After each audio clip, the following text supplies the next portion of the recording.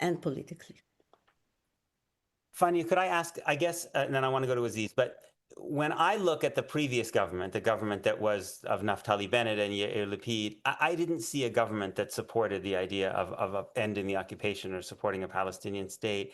And I wonder how you feel about the idea of a shift in United States policy, of the United States not being willing to provide Israel these unconditional weapons, because I think there are a lot of Americans on the call who might think that even if they think that what you're doing in Israel is very admirable, would feel that it's not likely to succeed unless there is really substantial pressure on Israel from outside. And I'm curious, in terms of concrete steps in the future, how that lands with you.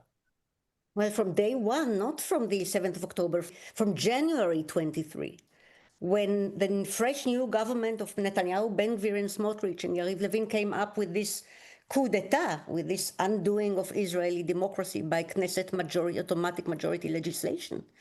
I was among the first people who said out loud in Israel and abroad that we need pressure from other countries, hopefully our friends, but stark pressure. I published less than a year ago a book in German, in Germany, and went to Berlin and spoke to many people about it, suggesting that the German government stopped liking the Netanyahu government so much. Now they have, by the way, a day or two ago, that they stop supporting Israel automatically, including weapon sanctions, including what I think is best, personal sanctions on Netanyahu and every member of his government. Not including Israeli civil society and universities, but that's perhaps a different debate. Yes, I want international powers to exercise pressure on the Netanyahu government, so much pressure, in fact, that it will fall. Okay. So if Trump hadn't been elected, if you guys, you Americans hadn't elected Trump, things may have been much easier for us. We might disagree on that big time. You think so? You think so? I absolutely think so. I don't think Harris would have been on Israel and Palestine any better than Trump. Perhaps even we have a better chance with Trump than Harris on Israel and Palestine. I'm not talking American policy. I wish you are right, Aziz. Anyway, if Trump turns for any reason away from Netanyahu, I will rejoice. And even if Israel goes through the valley of death, for a very, very difficult time in its international relations, if this is what it takes to oust the Netanyahu government, so be it. But I do hear a persistent difference between the two of you on the question of how much of the problem is Netanyahu and the people around him versus how much is the problem of, I would say, the Israeli political class more generally. I mean, Aziz, do you think that there would be a significant difference of Israeli behavior if this government were replaced by another government? First of all, I have to draw into the... Go ahead. Sorry. Just to say quickly, we also have something called the Palestinian civil society. And it, too, is a problem. So if we count the problems on the fingers of our hand, it's Netanyahu and it's Ben-Gvir and stuff, and it's Trump, and it's Israeli civil society to some degree. Okay. I don't know to what degree. We shall have to see after Netanyahu goes. Okay. And it's Palestinian society too. Okay. So you can respond to whatever you want. The point about the opposition to Netanyahu, or if you want to talk about Palestinian civil society, whatever you want to respond to. I'll talk to both. When I think if there's an election tomorrow and think who might be the next prime minister, which likely will be anything from Naftali Bennett to Gantz to Lapid, I don't see a huge improvement. Gantz has talked about even against the two-state solution, which Fania is talking about. Lapid has been, absent pretty much. I'm not sure what he thinks anymore. And then Naftali Bennett has been pretty much super supportive of the genocidal language and war of this government. So I'm not sure any of those are really going to be much help. I don't think it's about the fall of the government or the saying of the government.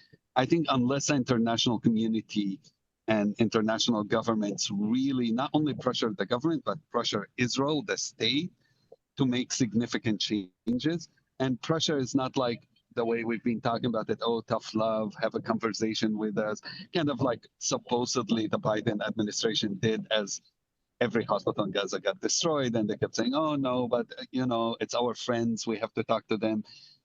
We know how to talk to them." You know what I normally say, and most Israelis won't agree with me. I want the international community to treat Israel like they treat Palestine.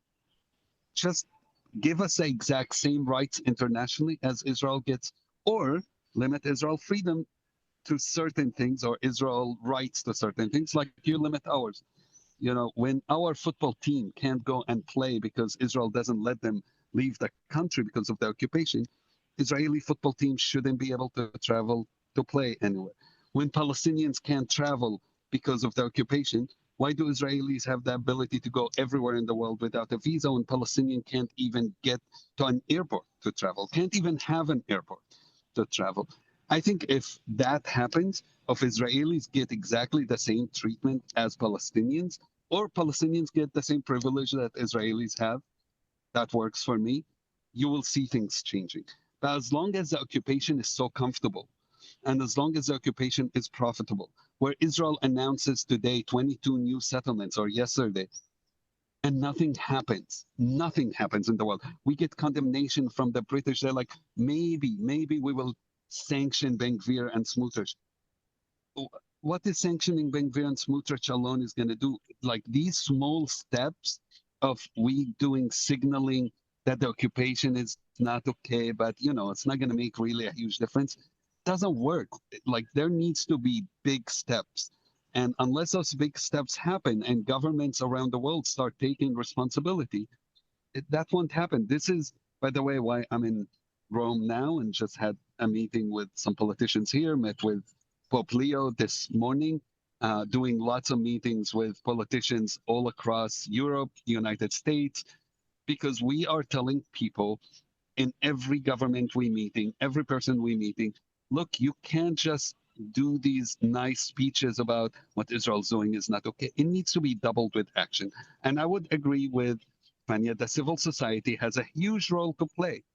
And big part of where the international community can come is to support that civil society. With the United States cutting all funding to civil society in Israel and Palestine, somebody else has to step in. We need support from whether it's Europe or other places. We need that support because without civil society, we are in big trouble. I have my own criticism of the Palestinian civil society and so on, but I think we have to also remember the Palestinian civil society is still under occupation. Everything we do, everything we say is controlled to a big degree by the system that we live in. An organization can get raided by the Israeli army at any given point, which happened, for example, for Al-Haq, civil society organization, for organizations who work with Palestinian prisoners. It is not as easy as it is for civil, and I know it is getting harder and harder for civil society organizations in Israel. It's even harder for those on the Palestinian side. And again, I do have my own criticisms, and I think there are always things that can get better, but we have to not lose a view of the reality that we exist within. This has been a free preview of my weekly conversation. If you'd like to hear the rest and support my work, please consider subscribing at peterbeinart.substack.com.